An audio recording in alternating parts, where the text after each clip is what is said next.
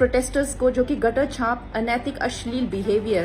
কয়েকদিন আগেও যাদের বলেছিলেন নর্দমার প্রজন্ম, এবার সেই জেনজিকেই ভারতের শক্তি ও সম্পদ বলছেন বিজেপি সাংসদ কঙ্গনা রানাউত। হঠাৎ এই সুর বদলের পেছনের কারণ কি?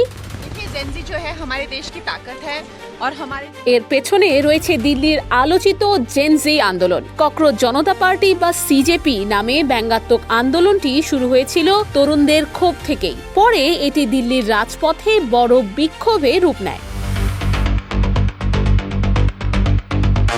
আন্দোলনকারীদের অন্যতম দাবি ছিল পরীক্ষায় অনিয়ম ও প্রশ্ন ফাঁসের অভিযোগে তৎকালীন কেন্দ্রীয় শিক্ষামন্ত্রী ধর্মেন্দ্র প্রধানের পদত্যাগ।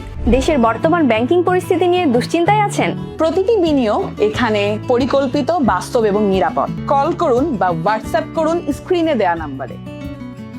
আন্দোলনের চাপের মধ্যে 25 জুলাই পদত্যাগ করেন তিনি। এই আন্দোলনের সময়ই কঙ্গনা জেনজিদের জেনারেশন গাটার বা নর্দমার প্রজন্ম বলে কটাক্ষ করেছিলেন। এমনকি তরুণদের কিছু ভিডিওকে বমি উদ্রেককারীও বলেছিলেন তিনি।